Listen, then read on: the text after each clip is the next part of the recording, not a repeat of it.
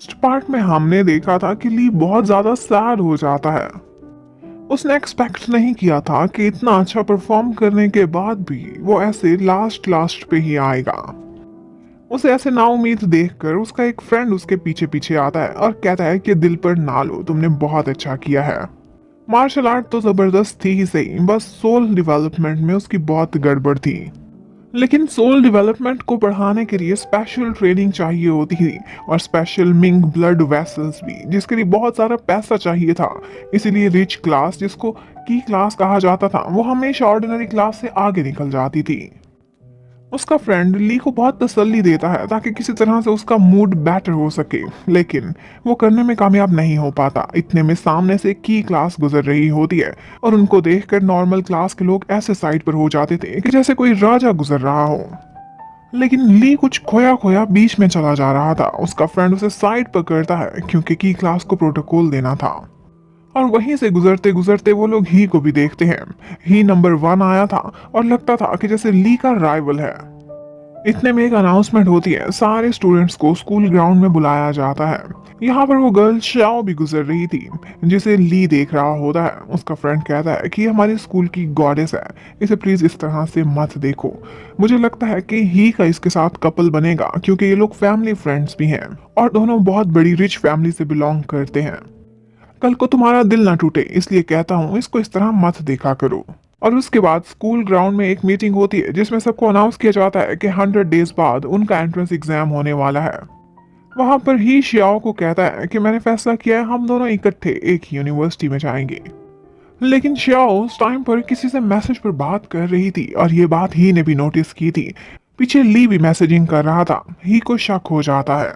इतने में principal announce करता है कि आज एक स्पेशल चीफ गेस्ट आने वाला है, जिसने उन्हीं के ही स्कूल से कुछ अर्सा पहले ग्रेजुएशन की थी और अब वो एक बहुत बड़ा स्टार बन चुका था।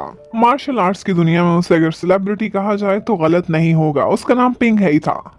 इतने में वो लोग ऊपर देखते हैं, एक बहुत ही तेज चलने वाली एयरशिप उनको नजर आती है जिसका नाम गॉड बर्ड वॉर शटल था। ये अब तक की मोस्ट एडवांस्ड आर्म शटल थी और उसमें से निकलकर एक बड़ी जबरदस्त सी एंट्री होती है पेंग है की। वहां पर मौजूद सारे स्टूडेंट्स ही पेंग है के फैंस नजर आते थे। प्रिंसिपल बताता है कि पेंग है, जिसको डीमन सोर्ड का टाइटल दिया जाता है, इसको हमने ऑर्गेनाइज किया है हमारे स्कूल की एक स्पेशल ट्रेनिंग देने के लिए। पेंग है उन सारे स्टूडेंट से एड्रेस करने लगता है। वो बहुत ज्यादा एरोगेंट लग रहा था। पेंग है आते ही उनसे क्वेश्चन करता है कि अगर एलियन बीस्ट से फाइट करनी हो तो आप लोगों की सबसे बड़ी स्ट्रेंथ क्या होगी। हर कोई डिफरेंट आंसर दे रहा था। कोई कह रहा था मार्शल आर्ट, कम्बैट स्किल्स और कोई सोल डेवलपमेंट बोले जा रहा था। लेकिन पेंग है कहता है कि ये सारा कुछ इतना सिंपल नहीं है। इवन कि अगर किसी की सोल डेवलपमेंट 100% भी हो जाए फिर भी वो कैपेबल जरूर बन जाएगा। मेरी नजर में वो एक गार्बेज रहेगा जब तक उसमें कुछ स्पेशल स्किल्स नहीं होती। वो कहता है कि नेक्स्ट मंथ से मैं आप लोगों की ट्रेनिंग करूंगा और इसी बीच में वही एबिलिटी सिखाने की आपको कोशिश भी करूंगा। हर कोई खुश होकर उनके लिए क्लैपिंग करने लगता है। लेकिन ऑर्डिनरी क्लास को अंदाजा नहीं था कि ये स्पेशल फैसिलिटी सिर्फ की क्लास के लिए है। अब जब पेंग है वहां से चला जाता है तो प्रिंसिपल अनाउंस करता है कि लिमिटेड टाइम है, लिमिटेड सीट्स हैं और कल से ही रजिस्ट्रेशन स्टार्ट हो जाएगी सिर्फ की क्लास के लिए।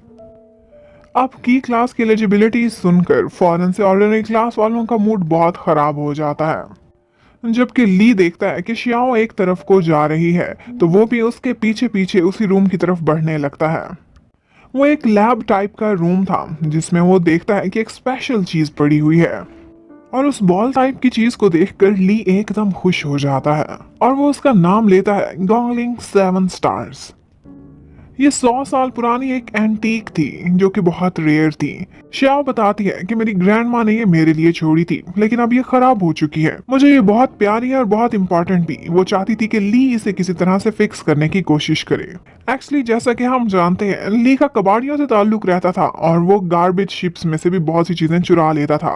तो इसको फिक्स करने के लिए उसके पास पार्ट्स हो सकते थे, स्पेयर पार्ट्स जो वैसे अवेलेबल नहीं होते। अब ली एक दफा उसे चलाकर उसे चेक करता है। एक दफा तो वो उसे स्टार्ट करने में कामयाब हो गया था। ये देखकर श्याओ भी बहुत खुश हो जाती है।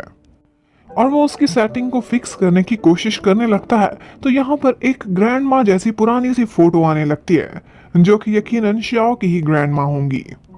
और इसके साथ साथ सारी इंफॉर्मेशन भी अवेलेबल थी कि ऑपरेशन के बीच उनकी डेथ किस वजह से हुई थी। श्याओ उससे फौरन पूछती है कि अपनी प्राइस बताओ, इसे ठीक करने के कितने पैसे लोगे। ली फौरन से सोच कर कहता है कि इस तरह के मास्टरपीस बहुत रेयर होते हैं और इस एंटीक को फिक्स करने में मुझे बहुत खर्चा भी उठाना पड़ेगा। गार्बेज में से कितनी चीजें चुननी पड़ेंगी। प्रेशियस एंटीक्स मैं जिस तरह से इकट्ठे करूंगा ये बहुत मुश्किल होने वाला है। लेकिन साथ ही साथ वो बहुत से इंस्ट्रूमेंट्स की कीमतें बता बता कर उसे 95% ऑफ कह के भी 98,000 का रेट बता देता है। ये सुनकर शियाओ को गुस्सा आ जाता है। वो अपनी इंटरनल स्ट्रेंथ से उस पर हमला कर देती है। कहती है मैं बेशक रिच हूँ, लेकिन अगर कोई मुझे बेवकूफ बनाए तो मुझे बिल्कुल भी कबूल नहीं। ली कहता है प्राइस बेशक ज्यादा है, लेकिन गारंटी देता हूँ मेरे अलावा कोई और ये फिक्स नहीं कर पाएगा। अब श्याओ उसका टॉर्चर तो रोक देती है और फिर वही बॉल उसको ला कर दे देती है कि मुझे जल्दी ये फिक्स करके वापस चाहिए। ली उसे देखकर सोचता है कि एक दिन मैं भी इसी लेवल की स्ट्रेंथ अचीव कर पाऊंगा। उसके बाद जब वो स्कूल से बाहर जा रहा होता है तो उसी टाइम पर उसका ही से आमना सामना होता है। ही ऑफ कोर्स जेलस था क्योंकि श्याओ उससे बात कर रही थी और वैसे भी जिस तरह से ऑर्डिनरी क्लास में होकर भी उसने इतने अच्छे पॉइंट स्कोर किए थे, वो ऑफ कोर्स उस पर गुस्से में था। वो आकर उसे टॉन्ट करता है, उसे बातें लगाता है, इवन के एक पंच भी दे मारता है और यही कहता है कि वो श्याओ से दूर रहे।